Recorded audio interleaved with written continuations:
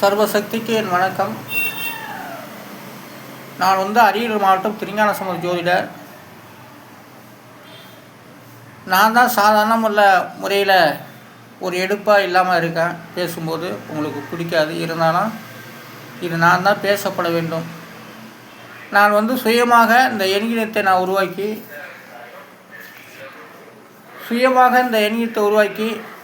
தமிழ் ஜோதிடத்தை நான் சுயமாக உருவாக்கி இதை வார்த்தை அடிப்படையில் உறுதி செய்து இந்த வீடியோக்கு மூலமாக, ஃபேஸ்புக் மூலமாக, யூடியூப் மூலமாக சொல்லிக்கொண்டு வருகின்றேன். ஆனால் சாதாரண முறையில் என்னை பார்த்தா ஒரு எடுப்பாக இல்லை, அவ்வளோதான். எடுப்பாக இல்லாத காரணத்தினால என்னை பிடிக்கல அப்படின்லாம் நீங்கள் தள்ளிட்டு போயிடாதீங்க. கொஞ்சம் நின்று யோசித்து என்னுடைய வார்த்தைகளை கேட்க வேண்டும். ஜாதக பலம் எப்படி எழுதப்பட்டது என்பதெல்லாம் இதன் மூலமாக நான் சொல்லிக்கொண்டு வருகின்றேன். தமிழுக்கு 240 எழுத்து. அந்த 240 எழுத்துக்கும் தனித்தனி எண்ணிடத்தை உருவாக்கி அதை வார்த்தை அடிப்படை ஆய்வு செய்து நானே இது சொல்லி கொண்டு வருகின்றேன். இதற்கு இந்த எண்ணிடத்தை எடுப்பதற்கு வேறு இன்னொருத்தர் ஆதரவுலாம் கிடையாது. நான் தனிப்பட்ட முறையில் உருவாக்கப்பட்டது. சொல்லுவாங்க சிலர் பேர்கள், அதெல்லாம் கிடையவே கிடையாது. நான் இது தனிப்பட்ட முறையில் உருவாக்கப்பட்டது. அதாவது வார்த்தை அடிப்படை ஜாதக பலன் என்றால் வழிக்கு 2 எழுத்து. அந்த 2 எழுத்துக்குரிய எண்ணிடம் 5, 7 இதெல்லாம் கூட்டாக்க 12 தான். அப்போ அதனுடைய விதி கிரகத்தால் கழிச்சிட்டா மீதி 3. அப்போ வழியோட விதியின் 3. வழி தான் 3ஆம் இடம். அடுத்ததாக தேலுக்கு 2 எழுத்துக்கள். அந்த 2 எழுத்துக்குரிய எண்ணும் 8, 4 எல்லாம் கூட்டாக்க 12. அது கிரகத்தால் கழிச்சிட்டாக்க மீதி 3. அப்போ தேல் 3ஆம் இடம், வழி 3ஆம் இடம். அடுத்ததாக வெற்றிலைக்கு 4 எழுத்து. அந்த 4 எழுத்துக்குரிய எண்ணிடம் 8, 5, 9, 8 எல்லாம் கூட்டாக்க 30. அதோடைய விதி என்பது 3. அப்போது வெற்றியுடைய விதி எண் 3.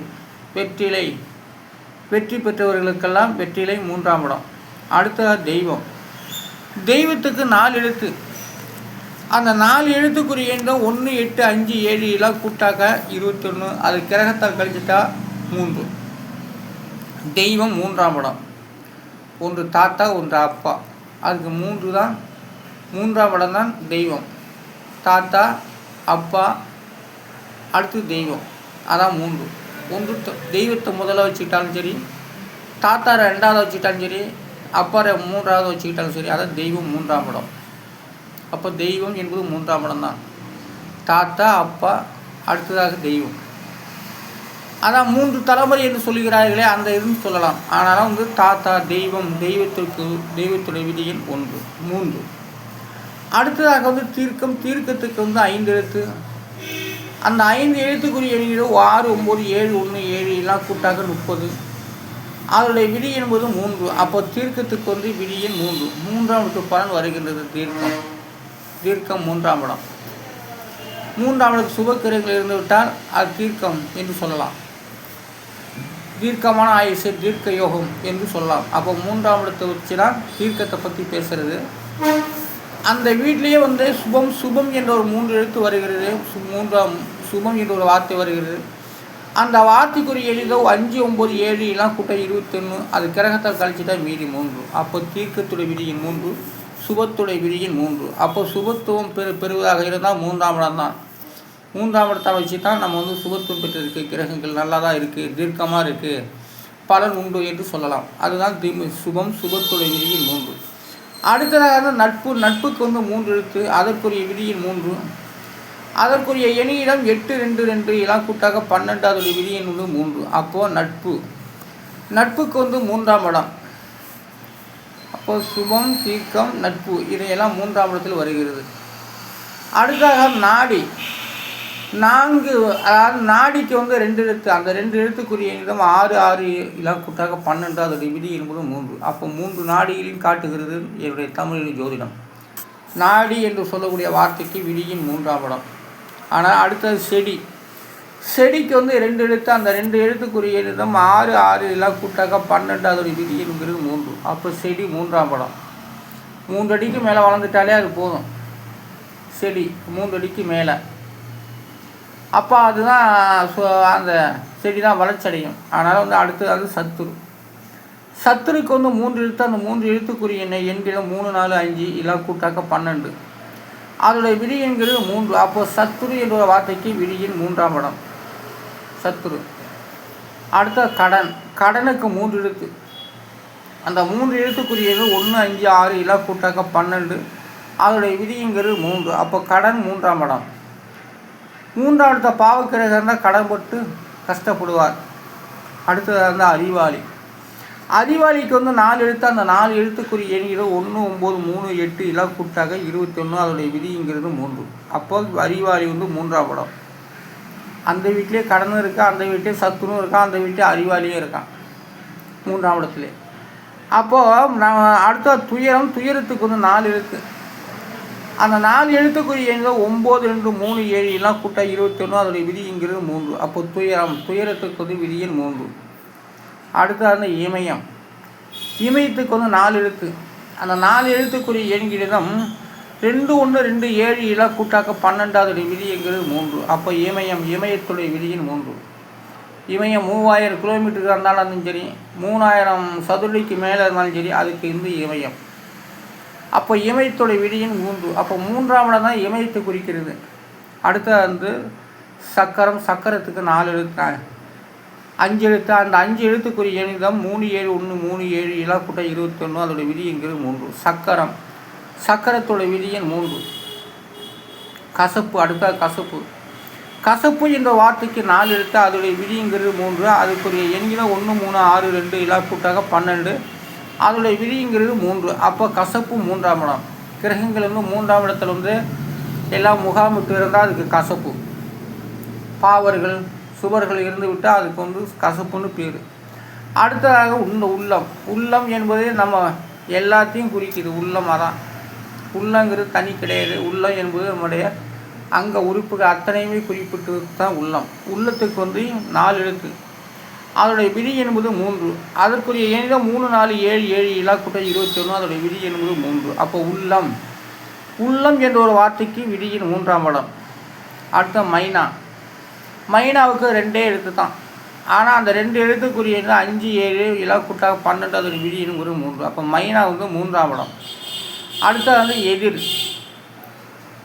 ஒரு சாணத்துக்கோ ஒரு வார்த்தைக்கோ எதிர் என்ற ஒரு வார்த்தை தான் 3ஆம் இடத்தை குறிக்கிறது. அப்போ எதிர் என்பது எதிர் என்ற வார்த்தைக்கு எண்களிடம் 4 8 9 எல்லாம் கூட்ட 21. அதோடைய விதிங்கிறது 3. அப்போ எதிரியோடைய விதியின் 3. அடுத்த பீரங்கி. பீரங்கிக்கு வந்து 4 எழுத்து. அந்த 4 எழுத்துக்குரிய 8 3 8 2 எல்லாம் கூட்ட 21. அதோடைய விதிங்கிறது 3. அப்போ பீரங்கியோட விதியின் 3.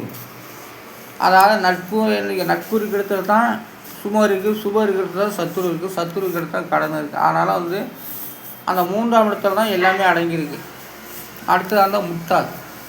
முட்டாளுக்கு 4 எழுத்து. அந்த 4 எழுத்துக்குரிய எண்ணிடம் 1 3 3 4 எல்லாம் கூட்டாக 12. அதோடைய விதி என்பது 3. அப்போ முட்டாளுக்கு 3ஆம் இடம். அடுத்தது அந்த துர்க்கை. துர்க்கைக்கு 4 எழுத்து. அந்த 4 எழுத்துக்குரிய எண்ணிடம் 9 9 7 7 5 எல்லாம் கூட்டாக 30. அதோடைய விதி என்பது 3. அப்போ துர்க்கைக்கு வந்து 3ஆம் இடம். துர்க்கை 3ஆம் இடம். திரிசூலம். அடுத்த அந்த முல்லை. முல்லைக்கு 3 எழுத்து. அதோடைய விதிங்கிறது 3. அப்போ முல்லைக்கு வந்து 3 1 8 எல்லாம் கூட்டாக 12. அதோடைய விதி என்பது 3. அப்போ முல்லை. முல்லைக்கு வந்து 3ஆம் இடம். அடுத்தது தான் மரக்கால். மரக்காலுக்கு வந்து 5 எழுத்து. அந்த 5 எழுத்துக்குரிய எண்கிறது 1 3 1 8 1 எல்லாம் கூட்ட 21. அதோடைய விதி என்கிறது 3. அப்போ மரக்கால். மரக்காலுக்கு வந்து விதியின் 3. அடுத்தது வந்து திமிங்கிலம். திமிங்கிலத்துக்கு வந்து 6 எழுத்து. அந்த 6 எழுத்துக்குரிய எண்ணிலே 8 2 8 2 4 7 எல்லாம் கூட்டாக 31. அதோடைய விதி என்பது 4. திமிங்கிலம். திமிங்கிலத்துடைய விதியை 4. திமிங்கிலாம் கடலிலே நீரிலே கிடக்கக்கூடியது. அடுத்தது வந்து அரண்மனை. அரண்மனைக்கு வந்து 5 எழுத்து. அந்த 5 எழுத்துக்குரிய எண்ணிடம் 1 3 3 1 4 எல்லாம் கூட்டாக 12. அதோடைய விதிங்கிறது 3. இப்போ அரண்மனை கட்டவர்களுக்கு வந்து 12வது சுபக்கிரகம் தான் அரண்மனையும் கட்டலாம். 3வது சுபக்கிரகங்கள் அந்த கட்டணை கிரகங்கள் இருந்துவிட்டால் அவருக்கு அரண்மனை விநியோகம் அரண்மனையோட விதியும் உள்ளது. அடுத்த இலவசம். இலவசத்துக்கு வந்து 5 எழுத்து. 5 எழுத்துக்குரிய 2 4 5 3 7 எல்லாம் கூட்டாக 21. அதோடைய விதி என்பது 3. அப்போ இலவசத்துடைய விதியும் 3. ஆனால் ஜாதகம் என்பது ஒரு வார்த்தை அடிப்படையிலே நம்முடைய வார்த்தைகள், நம்முடைய கதை அம்சங்கள், நம்முடைய வார்த்தை அத்தனையுமே ஒரு அங்கமாக ஒவ்வொரு வார்த்தையிலும் நமக்கு செயல்பட்டு வருகிறது. ஆனாலும் அரசாங்கத்துக்கு எப்படி சில துறைகள் அங்கமாக இருக்கிறதோ அதுபோல் தமிழ் வார்த்தைகளுக்கு ஒவ்வொரு வார்த்தைகளையுமே அங்கமாக இருந்து நம்மளை வழிநடத்தி கொண்டு வருகிறது என்பதை இது சுயமாக நான் இதை உருவாக்கி இதன் மூலம் நான் ஆய்வு சொல்லி கொண்டு வருகின்றேன். ஆனாலும் எனக்கு பக்கப்படை எதுவுமே இல்லை. நான் ஒரு சாதாரண மனிதனாக இருக்கின்றேன். என்னை பார்த்தாலும் நான் கருப்பாகத்தான் இருக்கின்றேன். ஆனாலும் நான் சாதாரண மனிதன். ஆனால் நான் ரொம்ப அழகாகவும் இல்லை, நான் கருப்பாக தான் இருக்கேன். அதனால் இதை தள்ளிட்டு போயிடாதீங்க. நான் கருப்பாக இருக்கேன். என்னோடய இடமும் ஊதா கலர் பெயிண்ட் அடிச்சிருக்கு. அந்த இடத்துல நான் போஸ்ட் போட்டு அந்த செவப்பு போஸ்டால் என்னை கொஞ்சம் எடுத்து காட்டுற மாதிரி இருக்குது. அதனால் எல்லாமே தள்ளிடாமல் என்னுடைய வீடியோக்களை தள்ளிடாமல் நின்று கேட்க வேண்டும், பார்க்க வேண்டும், சப்ஸ்கிரைப் கொடுக்க வேண்டும், லைக் கொடுக்க வேண்டும். இன்ஸ்டாகிராமில் எனக்கு 4-5 பேர் போயிட்டாங்க. இப்போ நேற்றுலேருந்து 2 பேர் வந்திருக்காங்க. 495 இருந்தது, 4-5 பேர் போயிட்டாங்க. அப்புறம் 490, நேற்று 2 பேர் வந்திருக்கு. ஆனால் கொடுக்குற இன்ஸ்டாவில் என் ஃபாலோவர்ஸில் போயிடுறாங்க. அதனால் எல்லாமே ஃபாலோவர்ஸ் பண்ணுறவங்க எல்லாமே சப்ஸ்கிரைப் பண்ணுறவங்களாம் யாரும் நீக்காமல் எல்லாம் வச்சுருங்க. ஆனாலும் ஆடுனா பாடினா தான் நீங்கள் எல்லோரும் சப்ஸ்கிரைப் கொடுங்க, லைக் கொடுங்க. பார்வையாளர் அனைவரும் என்னை பார்த்து கமெண்டில் பதிவு பண்ணுங்கள், லைக் கொடுங்க, சப்ஸ்கிரைப் பண்ணுங்கள். அதுபோல் இன்ஸ்டாகிராம்லேயும் எனக்கு ஆதரவு கொடுங்க, ஃபேஸ்புக்கில் ஆதரவு கொடுங்க, யூடியூப் சேனலுக்கு ஆதரவு கொடுங்க. இதே மிக பணிவுரை கேட்டுக்கொள்கிறேன். நான் திருஞான சமுத்தியோட அரியலூர் மாவட்டத்தை சேர்ந்தவர். நான் தனிப்பட்ட முறையில் இதை உருவாக்கி ஒரு சாதாரண மனிதன் சொல்லி கொண்டு இருக்கிறேன் என்றால் இது எப்பேற்பட்ட காரியம் தெரியுங்களா? இது யாருமே செய்ய முடியாத ஒரு காரியத்தை நான் செய்து இந்த வீடியோக்கள் மூலம் சொல்லி கொண்டு வருகின்றேன்.